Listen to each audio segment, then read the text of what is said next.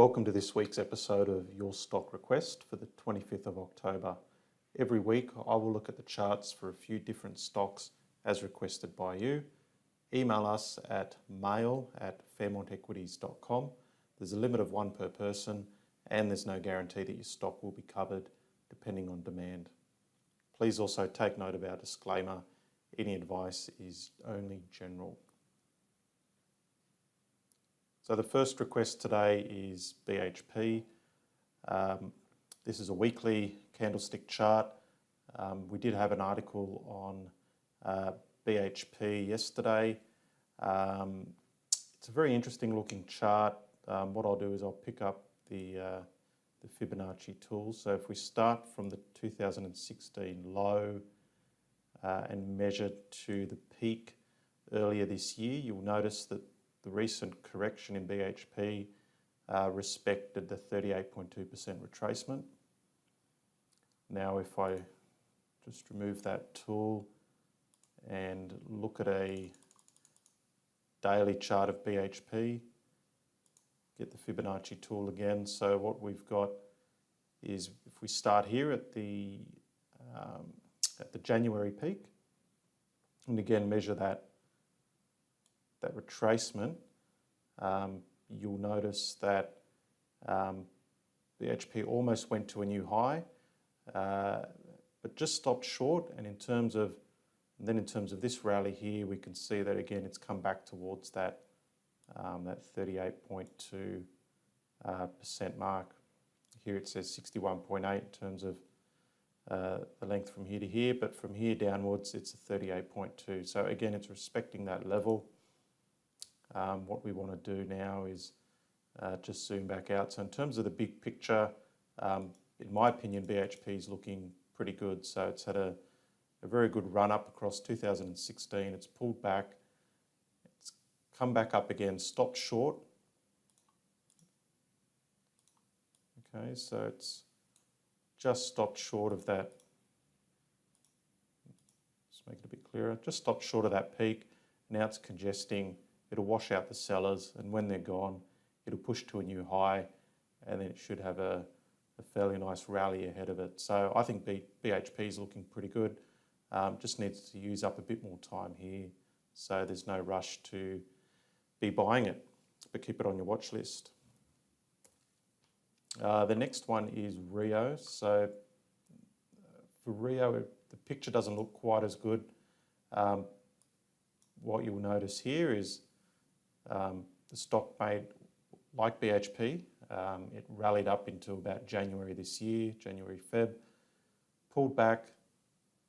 It's tried to rally again, but unlike BHP, which is just congesting under the previous high, Rio's gone to a new high, but then failed.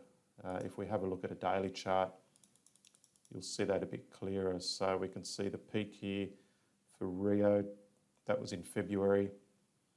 And then we could see some price rejection. So I'm just going to zoom in.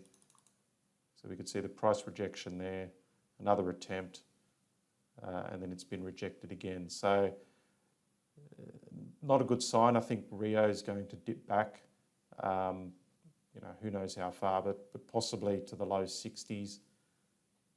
If we pull up a monthly chart, you can see here that this $70 region is some fairly strong resistance. So I couldn't be buying Rio up here. It'll probably, as I said, pull back into the range. Based on how it's trading at the time, maybe that gives us an opportunity to go long. But ultimately, if you're a bit more conservative, we want to see it clear 70 and hold on to those levels. So if it can do that, then I think it'll have some decent upside. So if you're a bit more conservative, just wait for the breach of $70 and just make sure it's holding above those levels. Okay, the next stock is AXP. So this is the weekly chart.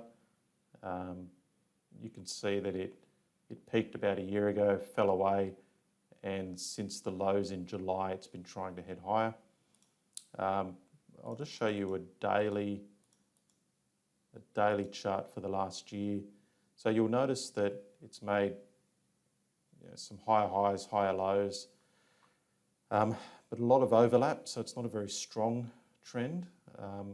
If I go back to a weekly, what I'm worried about is that this is a bit of a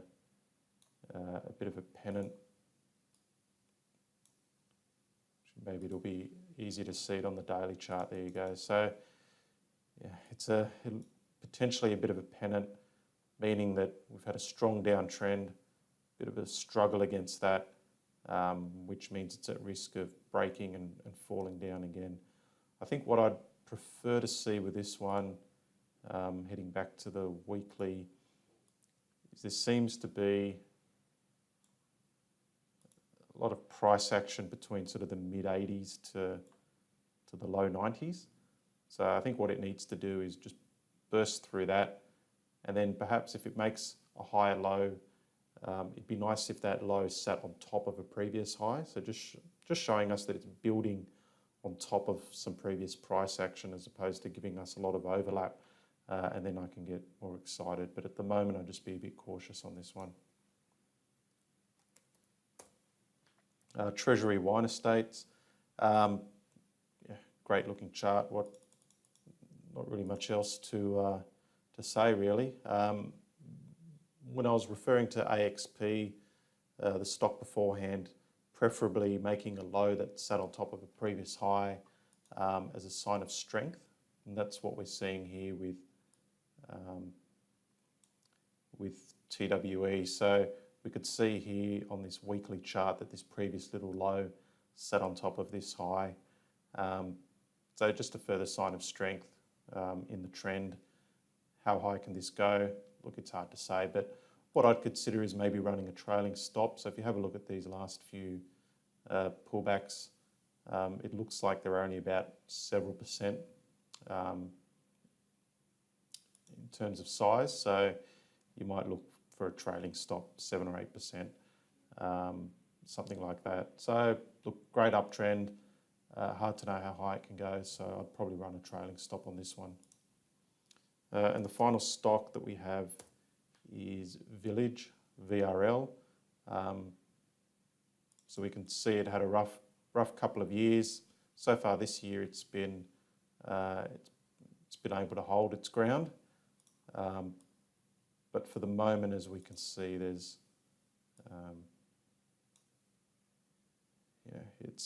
the range is starting to tighten up. So while it's made a couple of higher lows, unfortunately, it's also made a couple of lower highs. We just need to see where this one breaks. So at the moment, it's pretty neutral.